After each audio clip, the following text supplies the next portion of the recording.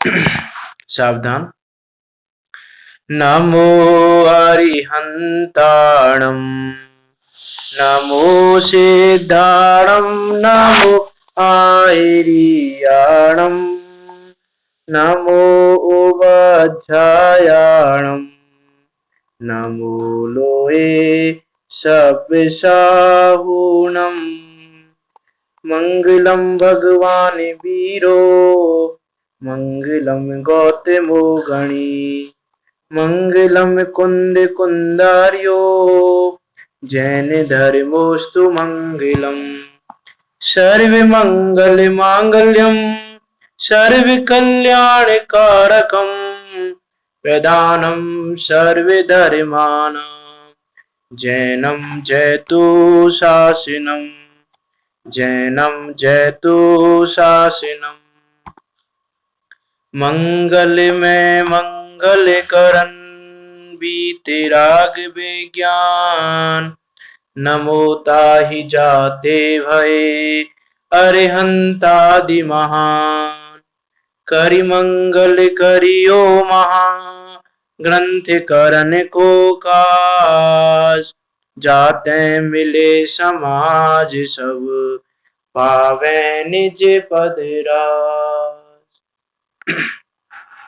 सो निज भाव सदा सुखद अपनो करो प्रकाश जो बहुविधि भवे दुखानी को करिय है सत्यानाश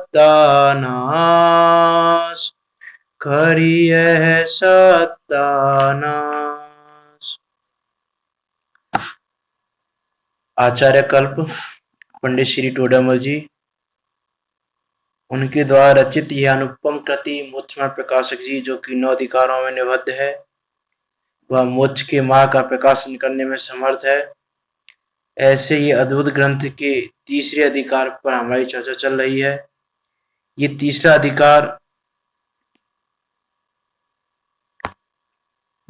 अधिकार जो कि संसार रूपी दुख और दुख से निवृत्ति के उपाय पे चर्चा करने वाला है।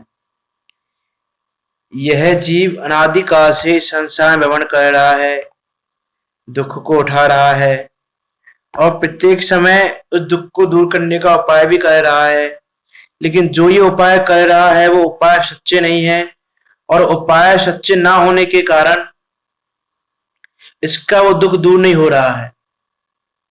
इसीलिए जो ये उपाय कर रहा है वो झूठे हैं और इसको दुख है, और इन उपायों के कारण दुख दूर नहीं हुआ तो सच्चे उपाय क्या हैं, उन सब बातों को बताने के लिए तीसरा अधिकार है।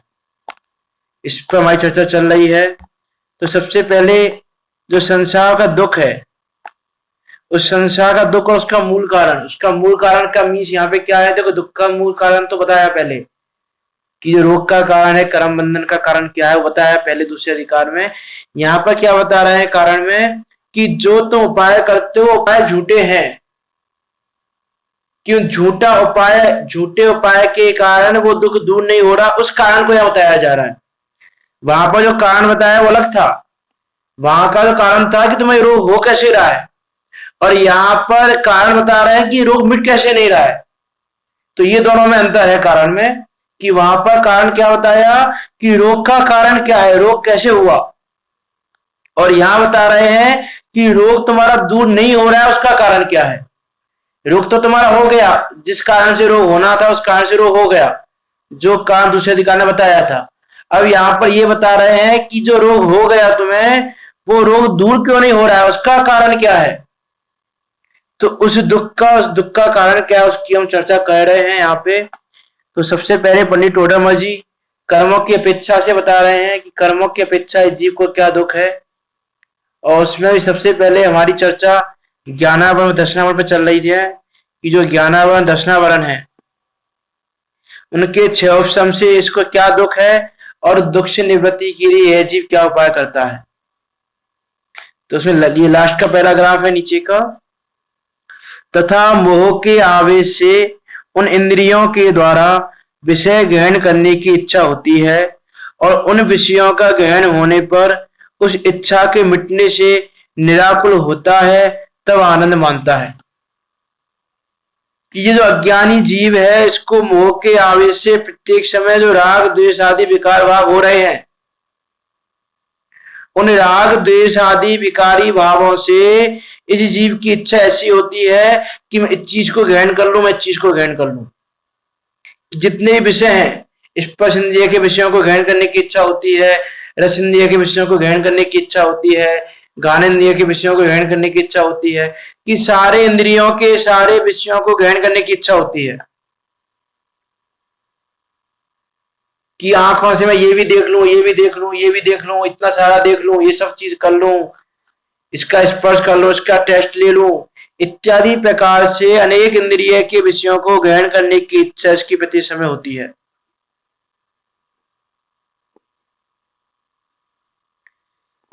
और उन विषयों का जब ग्रहण हो जाता है तो उस इच्छा के मिटने से निराकुल होता है, तब आनंद मानता है।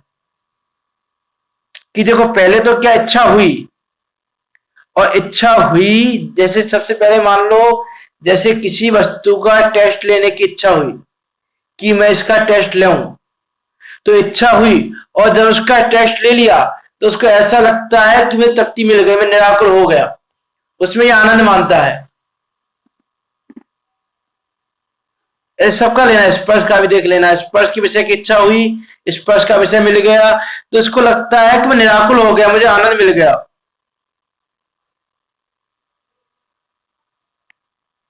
लेकिन वास्तव में जो उसको आनंद का अनुभव हो रहा है, वो आनंद का अनुभव कहां से हो रहा है, इसको उसकी खबर नहीं है।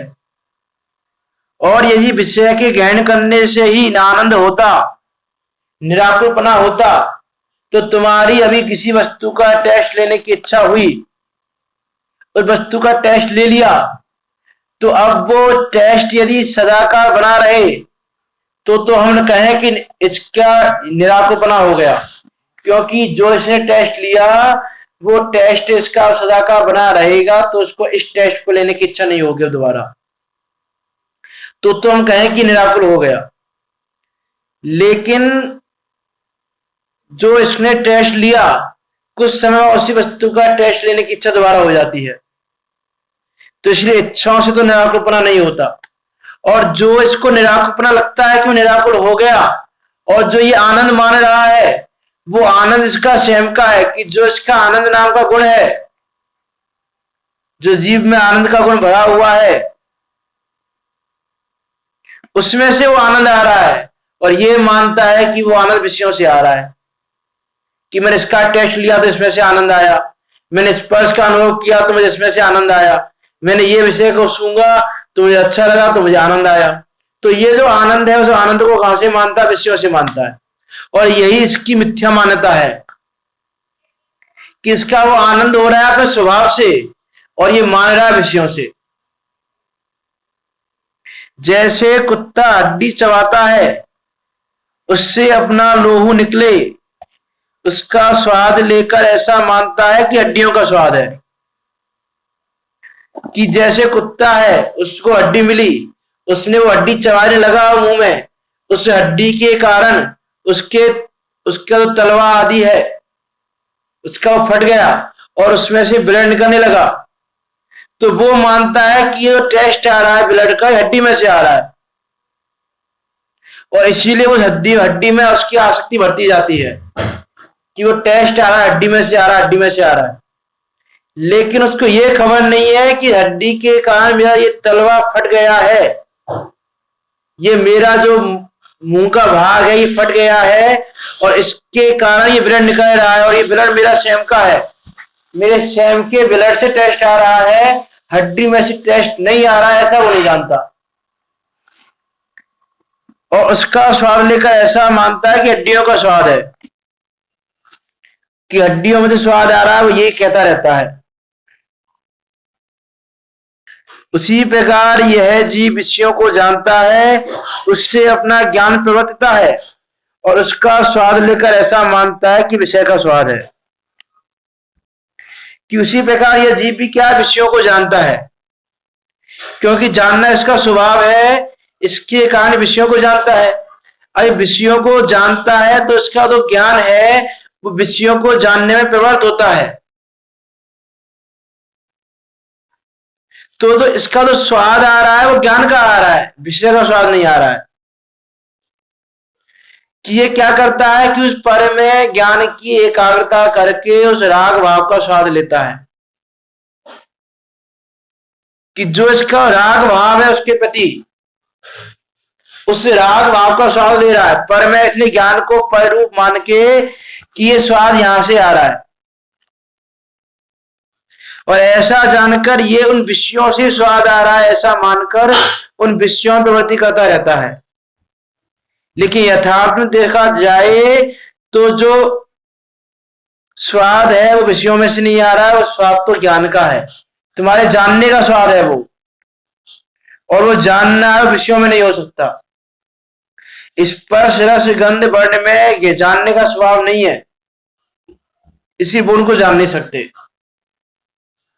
देखो दूसरी चीज हमने दूसरे तरीके से देखा, यदि इसको हम कि यदि हम ऐसा माने कि इन विषयों से स्वाद आ रहा है, इन विषयों से आनंद आ रहा है, इन विषयों से ही मैं निराकुल हो रहा हूं, तो ये सारी इंद्रियां डेड बॉडी विद्यमान है। और जब ये सारी इंद्रियां डेड बॉडी विद्यमान है तो उसको चीज का संपर्क कराओ। जैसे उसके रसना इंद्रिय विद्यमान है डेड बॉडी की, अभी रसना इंद्रिय है, उसके जीव है अभी, तो उसकी रसना इंद्रिय है, तो रसना इंद्रिय में हम उसके मुंह में कुछ चीज डालें तो उसको टेस्ट आना चाहिए, उसको आनंद आना चाहिए, उसको निराकुलपना आना चाहिए, लेकिन नहीं आता। इसका अर्थ है कि वो आनंद तो तुम्हारे ज्ञान में से आ रहा था, कि जिस ज्ञान के द्वारा तुम इस चीज को जान रहे थे उसमें से आ रहा था।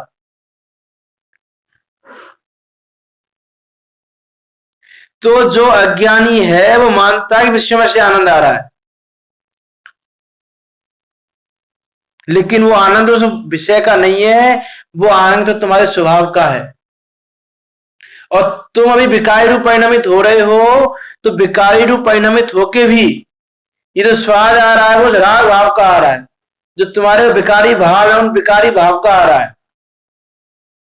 यहां कहे जैसे भावेंद्रिय द्रव्येंद्रिय है, तो ये स्वाद तुम्हारा किसी द्रव्येंद्रिय से नहीं आ रहा है कि मैं जीभ से स्वाद लेता हूं, मैं आंखों से देखता हूं, मैं कानों से सुनता हूं।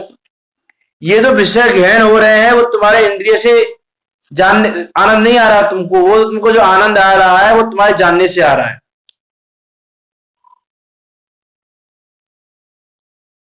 कि जो ज्ञान है वो वहां पे अटकता है कि मैंने अभी इसका स्वाद लिया, मैंने भी इसको देखा, मैंने भी इसको जाना। जो ये क्रिया हो रही है, क्रिया होगा ये ज्ञान में हो रही है, कि जितना भी ये सारे गे हैं, सुनने का गे, ये रस रूपी गे या वर्ण रूपी गे, जितने भी ये गे आ रहे हैं वो उस ज्ञान के विषय बन रहे हैं, और हम मान रहे हैं कि स्वाद कहां से आ रहा है, इंद्रियों से आ रहा है।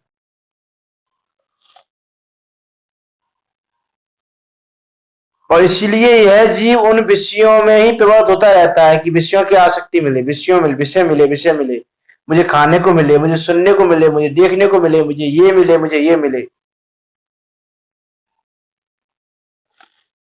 कि उससे अपना ज्ञान प्रवक्ता है, उसका स्वाद लेकर ऐसा मानता है कि विषय का स्वाद है, सो विषय में तो स्वाद है नहीं। कि विषय में तो स्वाद नहीं है, वो स्वाद जो आ रहा है वो तुम्हारे ज्ञान का आ रहा है। कि विषयों का स्वाद है ये हमारा भ्रम है कि स्वाद विषयों से आ रहा है।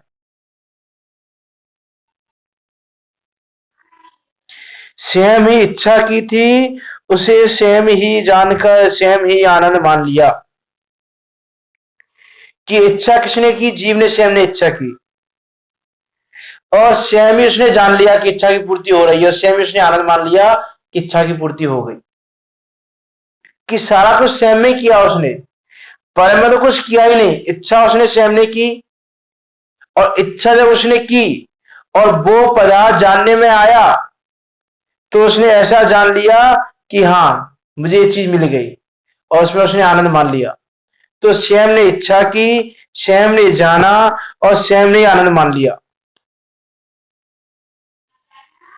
तो इसमें पर में विषय में क्या, विषय का क्या हुआ यहाँ पे, जिन विषयों को ग्रहण करने की इसकी इच्छा है उन विषयों में क्या हुआ, इसने विषय ग्रहण करने की इच्छा की और उनका संयोग होने पर मेरी इच्छा मिट गई, मैं निराकुल हो गया, ऐसा मान के आनंद मान लिया।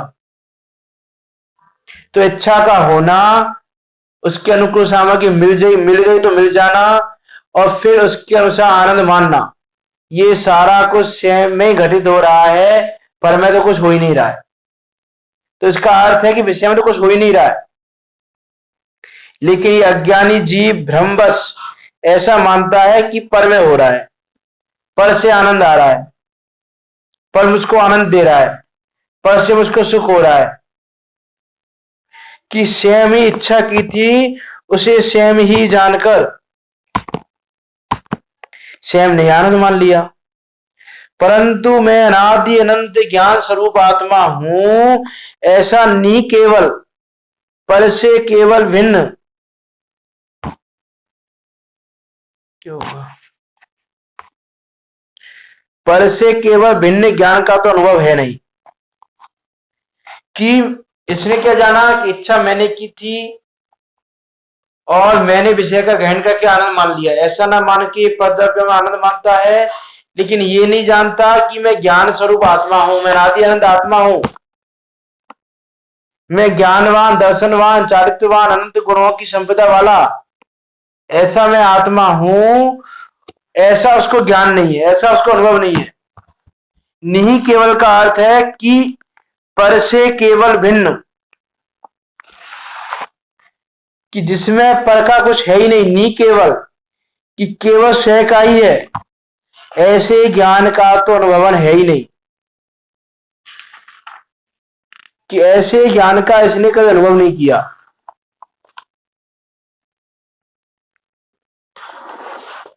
कि जो राग भाव करना था वो राग भाव इसने किया, और जब ज्ञान उस राग भाव को जानता है तो ये आनंद मान लेता है।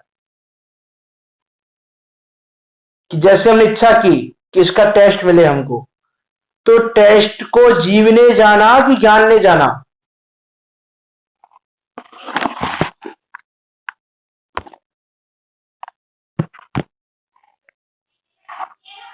कि उस टेस्ट को जाना किसने, ज्ञान ने, जीव ने नहीं जाना। यदि जीव ही उस ज्ञान को जीव ही यदि टेस्ट को जानता तो डेड बॉडी को भी जानना चाहिए, लेकिन डेड बॉडी नहीं जानती। इसका अर्थ है कि वो टेस्ट का भी ज्ञान, जो टेस्ट है वो ज्ञेय रूप किसके ज्ञान में आया, ज्ञान में आया कि ये मैंने टेस्ट लिया, लेकिन इसने क्या मान लिया कि मैंने जीव से टेस्ट लिया, इसलिए इसकी आसक्ति जीव के प्रति हो गई। मैंने आंख से देखा, लेकिन जो देखने का ज्ञान हुआ, जो इसके ज्ञेय सामने आए, उन्हें ज्ञेय को तो इसने ज्ञान के माध्यम से जाना, लेकिन इसने क्या मान लिया, आंखों से जाना मैंने। सुनने का इसको ज्ञान हुआ तो इसने क्या मान लिया, कानों से मैंने सुना। तो ये नहीं जानता कि मैं तो अनादि अनंत स्वरूप भगवान आत्मा हूं, ज्ञान स्वरूप आत्मा हूं, ऐसा इस ज्ञान का इसको अनुभव नहीं है।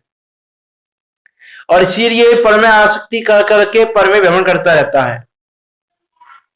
तथा मैं नृत्य देखा, राग सुना, फूल सूंघे, पदार्थ का स्वाद लिया, पदार्थ का स्पर्श किया, शास्त्र जाना, मुझे ये जानना, मुझे ये जानना, इस प्रकार ज्ञेय मिश्रित ज्ञान का अनुभवन है, उसके विषयों की ही प्रधानता भाषित होती है। इस प्रकार इस जीव को मोह के निमित्त से विषयों की इच्छा पाई जाती है।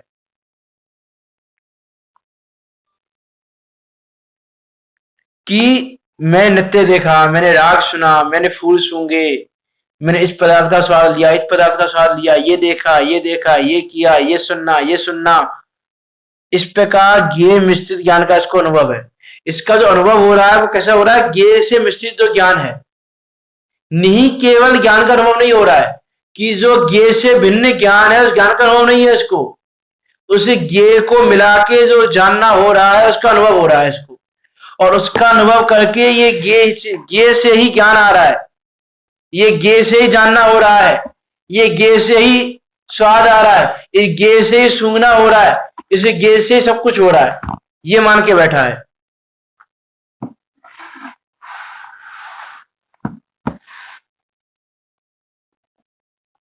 इस प्रकार उसमें हमको ये विचार करना वास्तव में कि तो वास्तव में वस्तु व्यवस्था क्या है। तो पहले भी कहा था कि ये का तो काम है ज्ञान में झलकना, क्योंकि ये में शक्ति विद्यमान है कि वो ज्ञान का विषय बने, और ज्ञान का काम है जानना, तो ज्ञान में शक्ति है कि उसमें ये झलकने में आए। तो ये तो ज्ञान ये का संबंध है ऐसा। अरे इन विषयों में मैं नहीं हूं, विषयों में स्वाद नहीं है, मैं तो बस मेरे में हूं, ऐसा नहीं केवल ज्ञान इसको नहीं है कि जितने ये विषय हैं इंद्रियों के विषय, ये विषय मेरे आत्मा में नहीं है।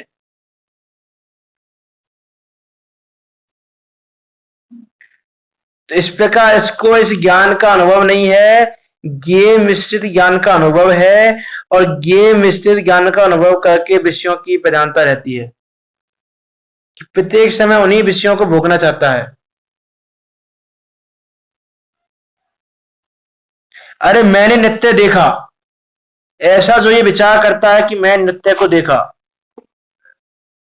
कि यदि तुम नृत्य को ही देखने वाले हो, नृत्य को जानने वाले हो, यदि तुम आंखों से नृत्य को देख रहे हो और तुमने ये देखा कि इस नृत्य को मैं आंखों से माध्यम से जान रहा हूं, तो अभी तुम्हारी आंखें खुली हुई हैं, सामने नृत्य हो रहा है, लेकिन तुम्हारा मन या तुम्हारे विकल्प कुछ और चल रहे हैं उस समय, कदाचित बीच में किसी समय तुम्हारा मन कहीं और चला गया, तो उस समय क्या स्टेप हुए नृत्य में तुम नहीं जान पाए। तो इसका अर्थ है कि तुम आंखों से नहीं जान रहे हो, तुम जान रहे हो ज्ञान से, और उस समय वो ज्ञान में जो विकल्प दूसरा आया था, तो ज्ञान ने उसको जाना, इसको नहीं जाना। तो आंखों के सामने नृत्य होते हुए भी नृत्य में कौन से स्टेप हुए वो तुम भूल गए। तो इससे सिद्ध होता है कि तुम नृत्य को नहीं जान, आंखों से नहीं जान रहे हो, तुम उसको जान रहे हो ज्ञान से, कि जब वो ये बनेगा तुम्हारे ज्ञान का, तुम उसको जानोगे, और यदि तुम्हारे ज्ञान का विषय कुछ और किए बनेगा, तुम उसको जानोगे। जैसे मान लो एग्जांपल लें हम, कि जैसे हम माने कि हम जीभ से स्वाद लेते हैं,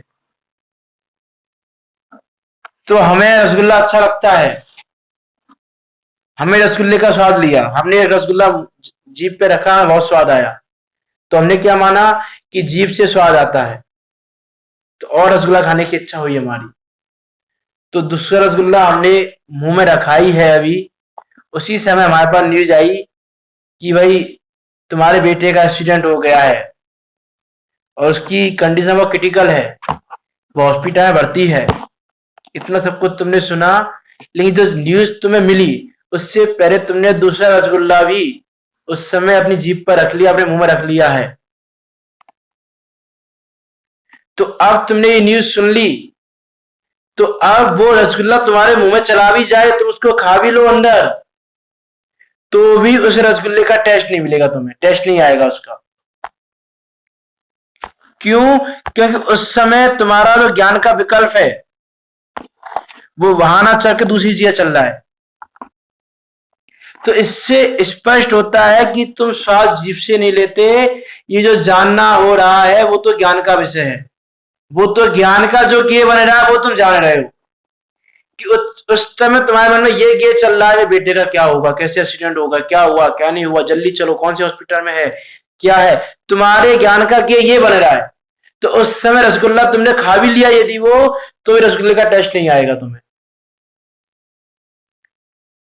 तो यथासंभव ऐसे पांचों इंद्रियों का जानना, तो इससे ये स्पष्ट होता है कि तुम जीभ से स्वाद नहीं लेते, तुम कानों से नहीं सुनते, तुम आंखों से नहीं देखते,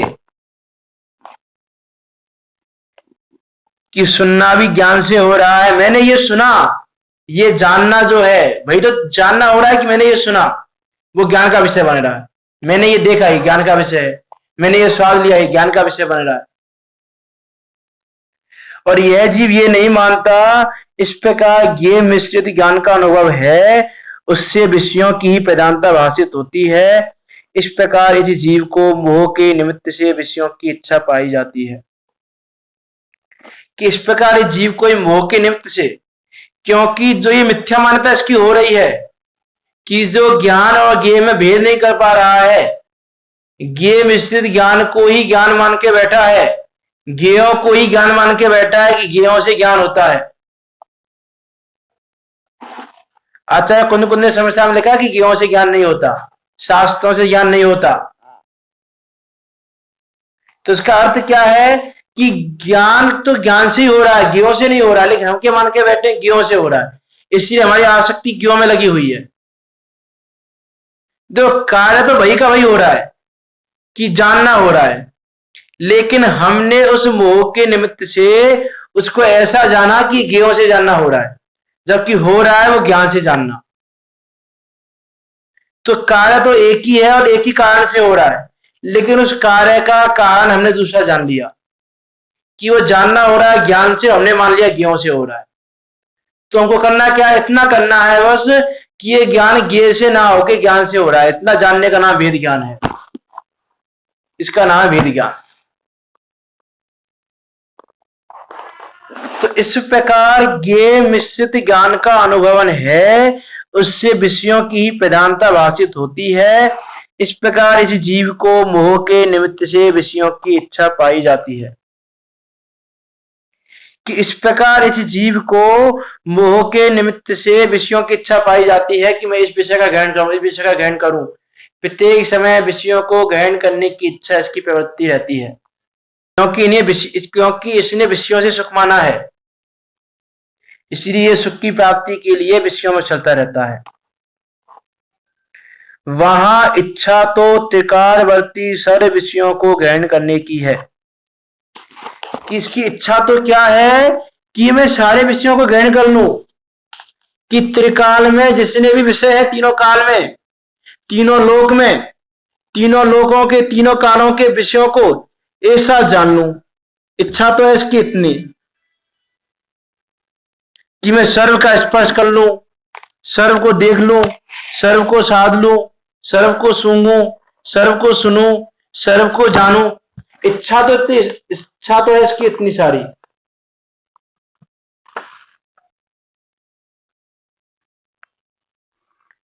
कि प्रत्येक समय ये विचार करता है ये कि मैं, देखो ये प्रत्यक्ष भाषित होता है, आप भी देख सकते हो कि लोगों की इच्छा क्या है, ये पूरी धन संपत्ति मेरी हो जाए, मैं बहुत अमीर बन जाऊं, तीनों लोगों जितनी संपत्ति हो मेरी हो जाए, तीनों लोगों के जो खाद्य पदार्थ मेरे हो जाएं, मैं सबका स्वाद ले लूं, मैं सबको सूंघूं, मैं सबको देखूं। इच्छा तो है इसकी इतनी, परंतु शक्ति इतनी नहीं है, और कार्य शक्ति से होता है, इच्छा से नहीं होता। इच्छा तो चाहे तुम कितनी भी कर लो, लेकिन जितनी शक्ति है कार्य तो उतना ही होगा। तो भैया कह रहे हैं कि यहाँ इच्छा तो है त्रिकालवर्ती सर्व विषयों को एक साथ ग्रहण करने की, और ऐसा नहीं सिर्फ स्पर्श का ही है कि सर्व का स्पर्श कर लूं, ये क्या सोचता है कि सर्व का स्पर्श भी कर लूं, उसी समय सर्व को सूंघ भी लूं, उसी समय सर्व का स्वाद भी ले लूं, सर्व को देख भी लूं, सर्व को सुन भी लूं, सारा कुछ ये करना चाह रहा है इस साथ, सब कुछ तीनों लोगों के सारे विषयों को एक साथ सुनना, स्वाद लेना, ग्रहण करना चाह रहा है।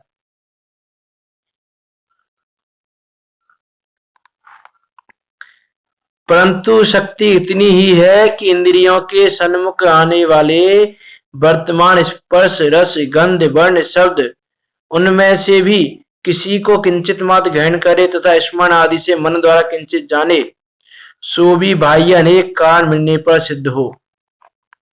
कि इच्छा तो इसकी इतनी है, लेकिन इतनी इच्छा होने के बाद भी इसकी शक्ति कितनी है कि इंद्रियों के सन्मुख जो आए, जो इंद्रियों के सन्मुख आए उसी को जानता है, कि जो आंख के सम्मुख आया उसी को जाना, जो कान का विषय बना उसको सुन लिया। इस प्रकार से सुनता ही उतना ही है।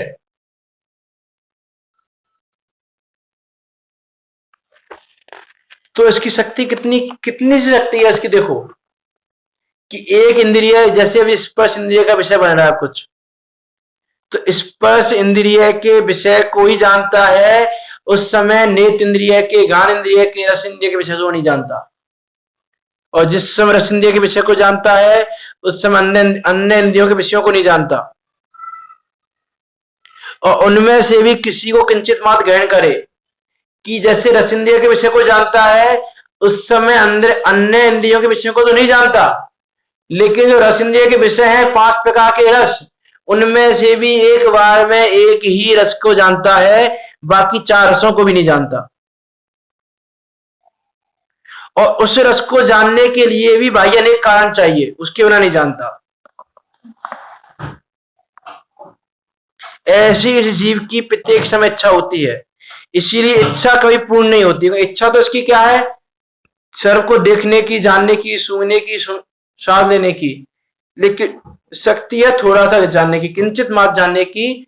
और उस किंचित मात्र को जानने की शक्ति भी बाह्य कारणों के अधीन है, इसलिए इसकी इच्छा पूरी नहीं होती। आचार्य गुणबद्ध ने आत्मानुशासन में ये जो विषय की अभिलाषा है इसकी व्यर्थता बताने के लिए उन्होंने लिखा, आशा गर्त प्रति प्राणी यस्मिन विश्व मनुपमम कस्य किम किए दायाति व्यथा वो विशेषिता। किसका हिंदी का अर्थ है कि जिसमें विश्व अणु सम लघु है प्रति प्राणी का आशा किसको कितना मिल सकता फिर विषयों की अभिलाषा व्यर्थ। कि प्रत्येक प्राणी का इच्छा रूपी गड्ढा कितना गहरा है कि उसमें 3 लोक की जितनी विभूति है वो भी सूक्ष्म अणु के समान है। किसकी इच्छा इतनी है कि 3 लोक के सारे विषय आ जाएं तो इसको ऐसा लगे कि ये तो थोड़ा सा ही है, और आए और आए और आए। इसका इच्छा रूपी तो गड्ढा है, इसका वो इतना गहरा है कि 3 लोक की सारी विभूतियां, सारे विषय एक साथ ग्रहण करने में आ जाएं तो भी ये सोचता है कि ये तो सूक्ष्म थोड़ा सा भाग है बस। कि सारी विभूति यदि मिल जाए इसको तो भी इसकी इच्छा शांत नहीं हो, इतना गहरा तो इसका इच्छा रूपी गड्ढा है। और जीव अनंत अनंत है और 3 लोक की वस्तु तो लिमिटेड है, 3 लोगों में जितनी वस्तु उतनी वस्तुएं हैं। तो एक ही व्यक्ति की इच्छा इतनी है और अनंत अनंत जीव है, तो अब बताओ कि किसकी कितनी इच्छा पूरी होगी। कि जब बंटवारा किया जाए 3 लोक की सामग्रियों का तो किसको कितना सा मिलेगा। इसीलिए भाई ये तो विषयों की इच्छा व्यर्थ है, विषयों की इच्छा करने का कोई मतलब नहीं है।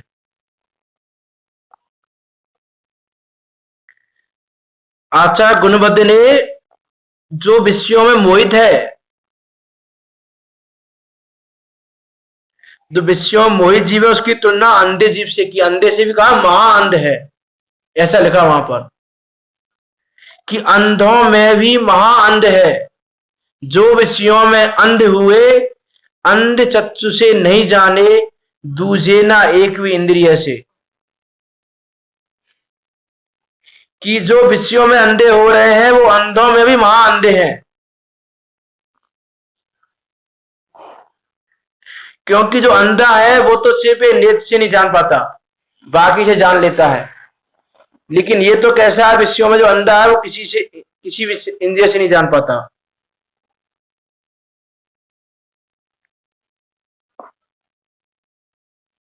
इसीलिए इसकी जो इच्छा है वो कभी भी पूरी नहीं होती और इसकी इच्छा पूरी हो भी नहीं सकती, क्योंकि स्वाद इन विषयों में नहीं है।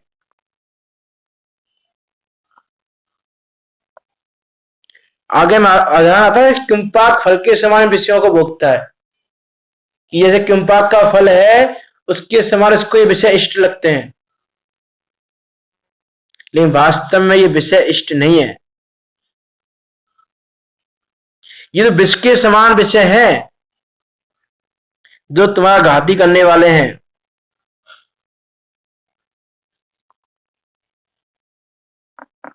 आचार्य गुणवत्ता आचार्य देव ने ही आत्मानुशासन में लिखा, उन्होंने वहां का एग्जाम्पल दिया कि जैसे किसी को पित्त ज्वर नाम का रोग हो जाए, जैसे पित्त ज्वर को ले, या फिर जैसे किसी को फीवर हो जाता है तो उसको वस्तु का टेस्ट नहीं आता, कि किसी को फीवर हो गया तो उसको कोई वस्तु दी जाए तो उसको उसका टेस्ट नहीं आता है सही, कि वो जो वस्तु खा रहा है उसका उसको कुछ अलग ही स्वाद आता है, विपरीत स्वाद आता है। वैसे ही आचार्य देव ने कहा कि तू भी राग रूपी फीवर से पीड़ित है, तू भी उस राग रूपी जड़ से पीड़ित है, इसलिए तो विपरीत स्वाद ही हो गया है। किन विषयों में स्वाद नहीं है तो विषयों में स्वाद मान रहा है।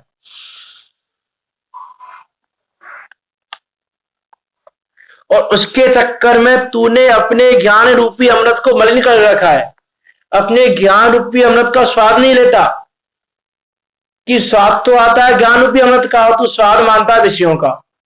ऐसा तू राग रूपी जड़ से पीड़ित है। कटु विष सम विषयों में मिलता, तुम्हें कौन सा स्वाद कहो, जिसे खोजने हेतु निजामृत को करते अपवित्र अहो। कष्ट अहो विपरीत राग को, मधुर मानते हो धीमान, इंद्रिय मन के दास हुए हो, पित्त रोग युक्त मनुज समान। कि जैसे वो ज्वर वाला व्यक्ति स्वाद को विपरीत जानता है, तो वैसा तुम भी विपरीत जान रहे हो, यथार्थ नहीं जान रहे हो, इसीलिए विषय विलासी होना योग्य नहीं है।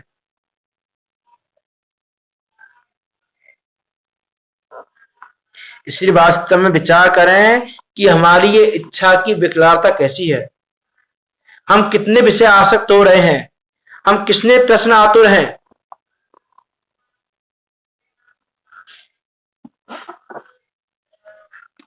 आचार्य गुणवत्ती ने वहां पे एक एग्जाम्पल लिया इसका विषयों का,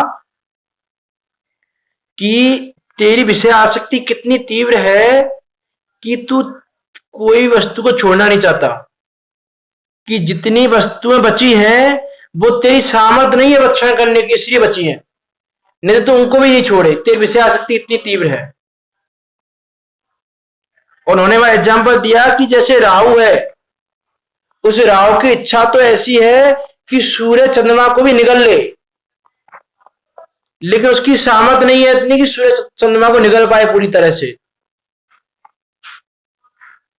उसी प्रकार तेरी आसक्ति तो इतनी है, तेरी इच्छा तो इतनी है कि तू सर्व का ग्रहण कर ले, लेकिन तेरी सामर्थ्य तेरी इतनी नहीं है, इसलिए तू ग्रहण नहीं कर पाता। तो विचार करें हम कितने भोगों के प्रति आसक्त हो रहे हैं, कितनी हमारी तीव्र आशंकाएं, कितनी हमारी तीव्र आसक्तियां हैं, उसका विचार नहीं करते। कि इच्छा तो त्रिकावर्ती सर्व विषयों को ग्रहण करने की है, मैं सर्व का स्पर्श करूं, सर्व का स्वाद लूं, सर्व को सूंघूं, सर्व को देखूं, सर्व को सुनूं, सर्व को जानूं, इच्छा तो इतनी है, परंतु शक्ति इतनी ही है कि इंद्रियों के सन्मुख आने वाले वर्तमान स्पर्श रस गंध वर्ण शब्द उनमें से किसी को किंचित मात्र ग्रहण करे और स्मरण आदि से मन द्वारा किंचित जाने। कि विषयों का ग्रहण नहीं हो रहा तो मन के द्वारा जानता है, फिर कि मन में स्मरण आदि करता है तो सोचता है कि मन से मेरा निराकुलपना हो रहा है। सो भी बाह्य अनेक कारण मिलने पर सिद्ध हो, कि इतना भी कब सिद्ध हो कि देखो किंचित मात्र भी जो जानना हो रहा है, कि तुम्हें किंचित मात्र विषय ग्रहण हो रहे हैं, उसमें बाह्य कारण चाहिए। कि जैसे राहु है, वो सूर्य चंद्रमा को निकलने की इच्छा तो है, लेकिन थोड़ा सा निकल पाता है, लेकिन वो भी हर समय नहीं निकल पाता, उसमें भी और भी अनेक कारण चाहिए बाहर के तो निकल पाता है। जो थोड़ा सा तो ग्रहण लग जाता है कभी, तो थोड़ा सा तो निकल पाता है, वो भी बाह्य कारण चाहिए उसके लिए भी। तो वैसे इसकी शक्ति तो है सर्व को देखने जानने सुनने की, इच्छा तो है इसकी सर्व को देखने जानने सुनने की, लेकिन शक्ति है किंचित मात्र देखने जानने और सुनने की, और उसमें भी बाह्य अनेक कारण चाहिए तो देखना जानना सुनना हो, इतनी शक्ति है इसकी, और इस शक्ति पर यह अभिमान करने में लगा हुआ है। इसीलिए इच्छा कभी पूर्ण नहीं होती, ऐसी इच्छा तो केवल ज्ञान होने पर पूर्ण हो।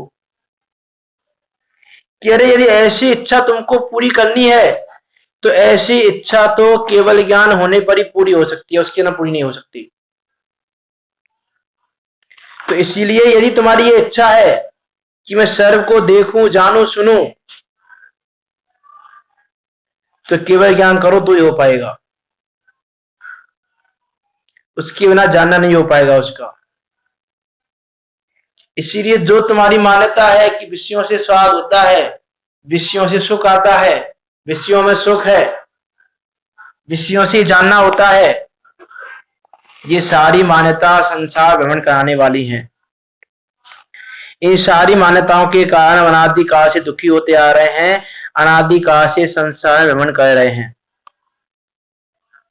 इसीलिए अपने आशा रूपी गड्ढे को गहरा मत करो, इसको पाट दो। ये आशा रूपी गड्ढा अनादिकाल से भ्रमण करते हुए भी आज तक नहीं भरा।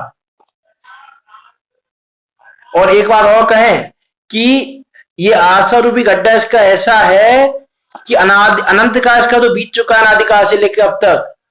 उस अनंत काल में इसने जितने विषयों को ग्रहण किया, उन सारे विषयों को भी यदि इकट्ठा कर ले तो भी इसका इच्छा रूपी गड्ढा, आशा रूपी गड्ढा थोड़ा सा भी ना भरे। इतनी इच्छाएं जीव की। इसी वास्तव में विचार करें कि देखो, जो कार्य संभव ही नहीं है उस कार्य को नहीं करना चाहिए। कि जिस कार्य के पूरे होने की संभावना है उस कार्य को करना चाहिए। तो ये जो आशा रूपी गड्ढा है, इसको भरने की संभावना ही नहीं है, तो उसको भरने में क्यों लगे हुए हैं हम? असंभव है भरना, इम्पॉसिबल है। और असंभव कार्य को हम करने में लगे हुए हैं, और जो कार्य सरल है, संभव है, उसको नहीं करते।